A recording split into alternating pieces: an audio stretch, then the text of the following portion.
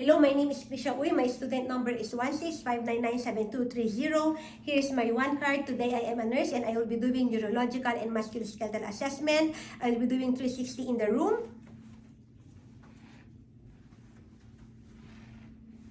Perform hand hygiene, check room for contact precaution. Hello, my name is Krisha Uy and I will be your nurse for today. For the confirmation, could you please state your full name and date of birth? Kim Chu, January 3, 2000. Nice to meet you, Kim. So I'm going to provide privacy and dignity of the patient. So Kim, as per doctor's order, I will be doing a neurological and musculoskeletal assessment. Is that be okay? So do you know where are you right now? I'm in the emergency room. What is the date today? March 27, 2025. Okay, do you have any pain like headache, neck pain, or joint pain? No. Do you have difficulty walking, swallowing, or concentrating? No. Do you have any history of fall, seizure, or tremors? No. Do you have any difficulty walking or do you have difficulty walking? No. Do you experience numbness or tingling No. sensation? No. Okay. The patient is alert and oriented to time and place. She is well groomed, no odor noted. Her skin is fair. Her speech is articulate, no slurred speech, and no facial drooping. Could you please stand up for me and walk back and forth? Okay, thank you so much. Could you please bend? I'm going to check for your spine. Okay, thank you. The patient body posture is upright and symmetrical. She is able to walk properly with a steady gait, no discomfort. Her spine is straight, no deformities, no kyphosis, no lordosis noted. Now, I'm going to check for the cranial nerves. First is cranial nerve number 3, oculomotor. 4 is trochlear, and 6 is abducens.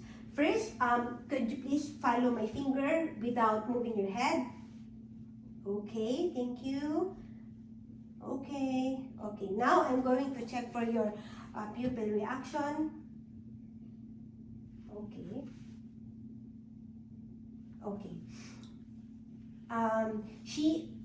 Pupil reacts equally to light and accommodation. Her pupil is constricted too, and her eyes moves freely without any discomfort.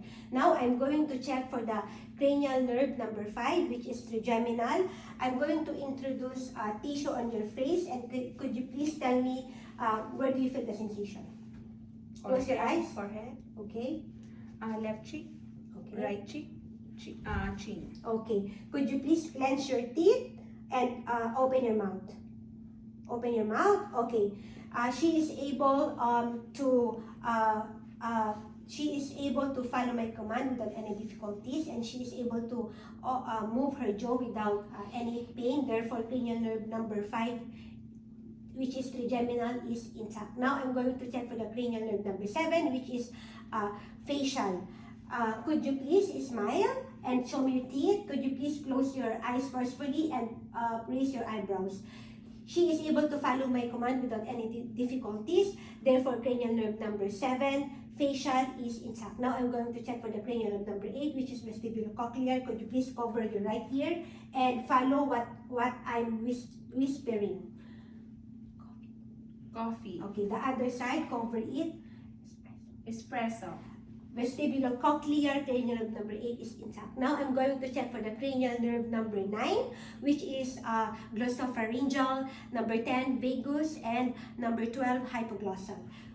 Could you please say Okay, could you please move your tongue up, down, side to side? Could you please swallow and repeat what I say? Red leather, yellow leather. Red leather, yellow leather. She is able to move her tongue freely without any difficulties, able to swallow, and able to repeat the words to what I say. Therefore, cranial nerve number 9, 10, and 12 are intact. Now I'm going to check for the cranial nerve number 11, which is accessory muscle. Could you please bend your head, move it up, side to side, move your head side to side. Could you please raise both of your shoulder, okay, down, again, or resistance again.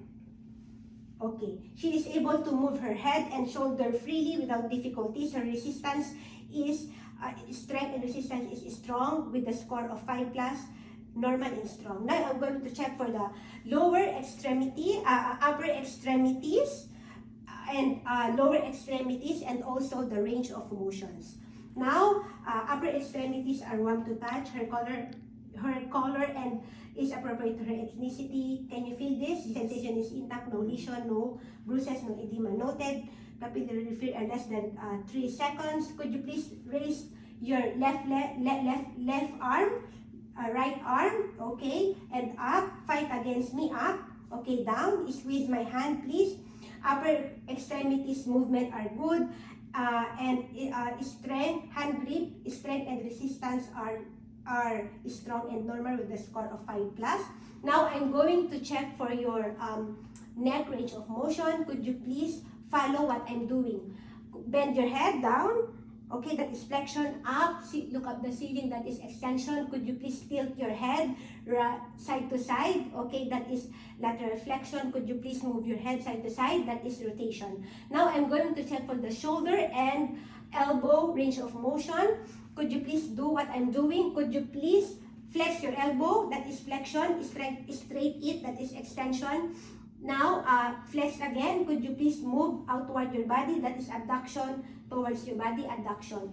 Out, abduction, inward, that is adduction. Could you please rotate it? That is circumduction. Could you please rotate your shoulder inward? That is internal rotation, outward, external rotation. Now, for the palm, could you please put your palm downward? That is pronation, outward, supination. Now, for your wrist, put your wrist down. That is flexion, up, extension. Put your wrist to your side of your thumb. That is radial deviation. Outward, that is in your pinky side. That is ulnar deviation. Now, I'm going to check for the lower extremities. Lower extremities are warm to touch.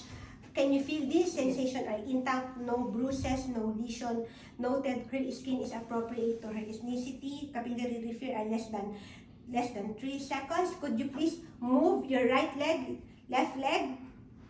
Movements of lower extremities are good. I'm going to check for the hip and knee range of motion. Could you please bend your knee? That is flexion. Straighten, straight it, that is extension. The other one, bend, flexion, straight it, that is extension. Now, could you please move your leg outward? That is abduction, inward, adduction. The other one, outward, abduction, inward, adduction. Now, I'm going to check for the ankle. Could you please bend your knee to 90 degrees? Could you please put it inward? That is external rotation, outward, internal rotation of the hip.